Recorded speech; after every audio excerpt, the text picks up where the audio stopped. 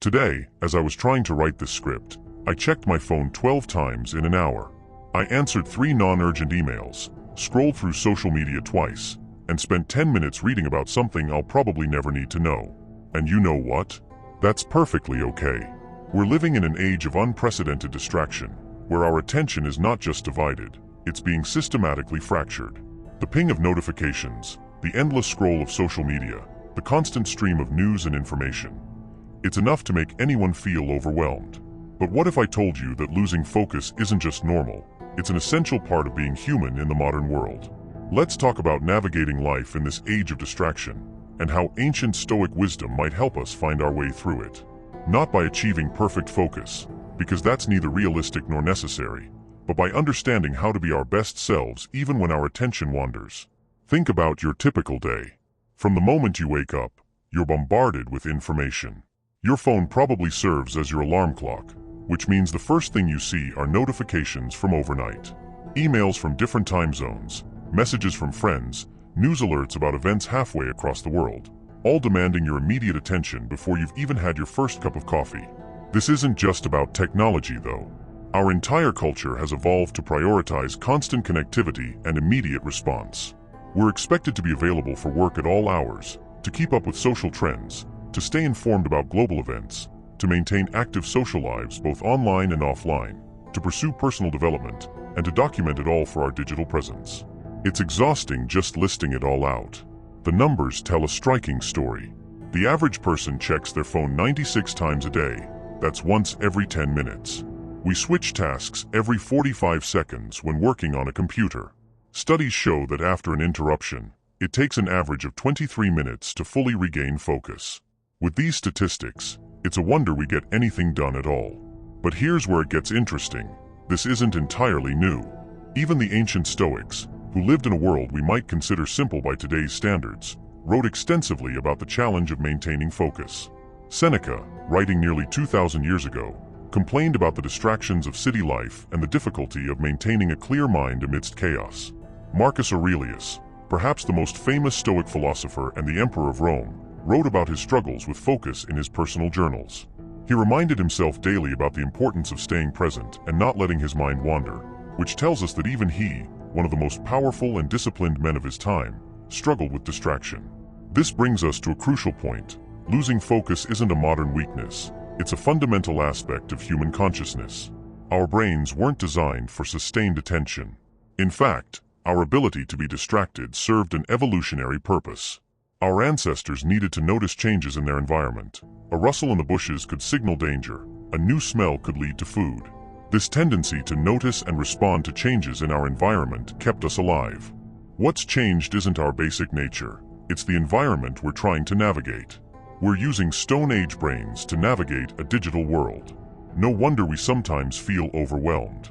But here's where Stoic philosophy offers us a valuable perspective. The Stoics emphasized focusing on what we can control and accepting what we cannot. We can't control the existence of distractions in our modern world, but we can control how we respond to them. They also taught that true growth comes not from achieving perfection, but from how we handle our imperfections. Every time we lose focus and then consciously return to our task, we're not failing, we're practicing. We're building mental strength through this very human process of getting distracted and returning to presence. Think of it like physical exercise. When you're building muscle, the actual growth happens during the recovery period after stress, not during the exercise itself. Similarly, our ability to focus doesn't come from maintaining perfect attention, but from the practice of returning to presence after distraction. This is where many modern productivity gurus get it wrong. They sell us tools and techniques promising to eliminate distraction entirely. But that's not only impossible, it's missing the point. The goal isn't to never lose focus. It's to develop a healthy relationship with our attention. Remember, even the most focused minds wander. A 2010 study found that people's minds wander 47% of the time. This isn't a bug in our mental software, it's a feature. Mind wandering can lead to creativity, help us process emotions, and allow our brains to make connections we might miss during focused work. Picture yourself as a captain of a ship in stormy waters. The waves of distraction crash against your bow, the winds of information howl around you, and the current of endless tasks pulls you in different directions. But here's the thing about skilled captains. They don't fight against the storm, they learn to navigate it. This is where we begin to translate ancient Stoic wisdom into practical modern solutions. The Stoics believed that the path to becoming our best selves isn't about achieving perfection, but about making progress despite imperfection. As Epictetus said, "Don't explain your philosophy. Embody it." So let's talk about embodying a more balanced approach to focus in our modern lives. The first principle we need to understand is the difference between temporary distraction and chronic avoidance. When you check your phone during a work session, that's a temporary distraction. When you spend 3 hours scrolling through social media instead of working on your important project, that's avoidance. The Stoic approach isn't to berate yourself for either, it's to understand the difference and respond appropriately. Temporary distractions are natural and can even be beneficial, giving your mind brief moments of rest. Chronic avoidance, however, requires deeper examination. What are you really avoiding? What fears or uncertainties lie beneath the surface? This brings us to our first practical strategy, the concept of productive procrastination. When you feel the urge to avoid an important task, instead of falling into the social media void, redirect that energy into something useful but less demanding. Clean your desk, organize your files, answer simple emails. These tasks still move you forward while giving your mind time to build up the momentum needed for deeper work. The second strategy comes from Marcus Aurelius's practice of morning reflection. Start your day by setting clear intentions, not checking notifications. Take 5 minutes, just 5 minutes, to write down what truly matters today. This creates a mental anchor that you can return to throughout the day when distractions threaten to pull you off course. But what about during the day itself? This is where we implement what I call the Stoic focus triangle. First, control your environment. You can't control whether emails arrive, but you can control when you check them.